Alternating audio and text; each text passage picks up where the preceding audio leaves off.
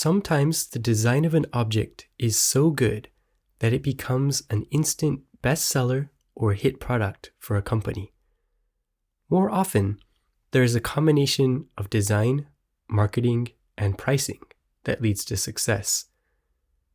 Honestly though, it's way more complex, involving many contextual factors. Who could have predicted that masks would become a booming industry and a fashion statement in 2020? There are products that are beautifully designed and functional, like this Sony PlayStation Vita, but simply failed to reach the expectations of their creators, were discontinued, and marked the end of a line of products. The reasons for failure are complex, but fascinating. In my opinion, there are fewer interesting product sagas than the Sony story we'll talk about today. A device that was wildly successful in one market while failing in another. Design of Things 13, Minidisk. Let's start at the beginning. The Minidisk, or MD, was a format invented in 1987 by Sony. It was to be the next big media type. The first commercial products were released in 1992. Consider the context. The CD had just successfully replaced the cassette tape. Portable CD players were hot and were falling in price. This is where the Minidisk comes into the picture. Compared to cassettes, CDs had superior sound. You could skip to any track you wanted to listen to. There were so many advantages over cassettes, but there were also problems. The CD is exposed. It can easily get scratched. And CDs were prone to skipping when moved, which is problematic on the go.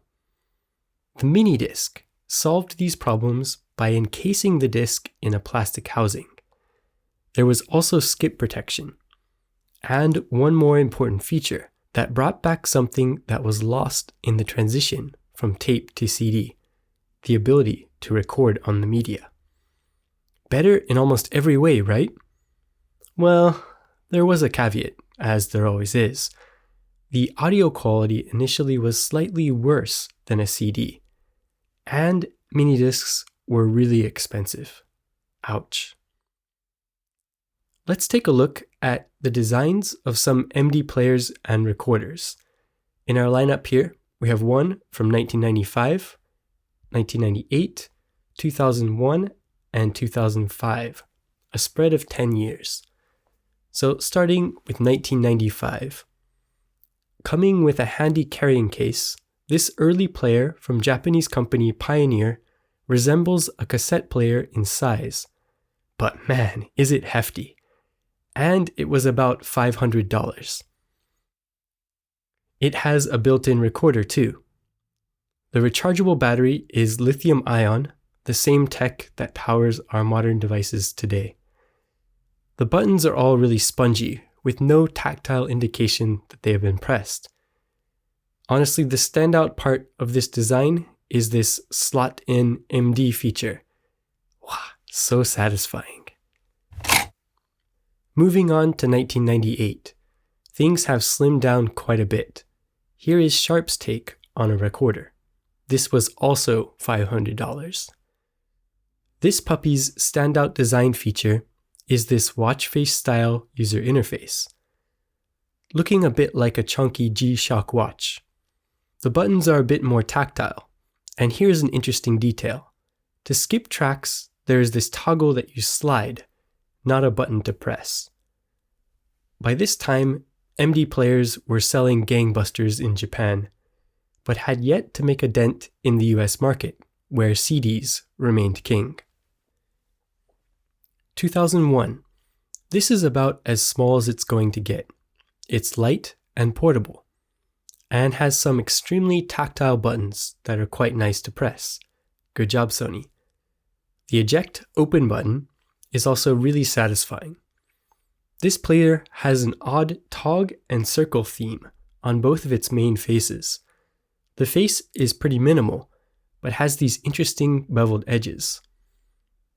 The rear of the device has all of the controls, which, interestingly enough, are relatively simple, if unorthodox in arrangement.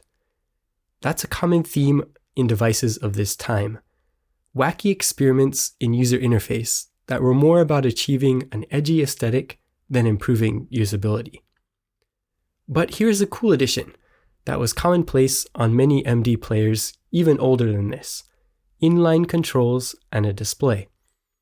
The MD player could be out of sight in your pocket or bag, and you still had full control. These were the primary method of interacting with many MD devices, so no display on the device itself at all. But as you can see, maybe that was a good design choice. It is clean, modern, and minimalist. The crystalline holographic Walkman logo really standing out. The thin sans serif all caps text looking clear and futuristic. Gentle corners making the player feel good in the hand. It's still a really nice hardware design. Though Minidisk evolved, having almost every advantage over CDs, it never really caught on in the US market. In Japan, it was a different story. MD was ubiquitous, dominating the market. At the time, the Japanese had more disposable income, and many CD rental shops. Interesting, huh? It made sense to rent a CD and record it to MD.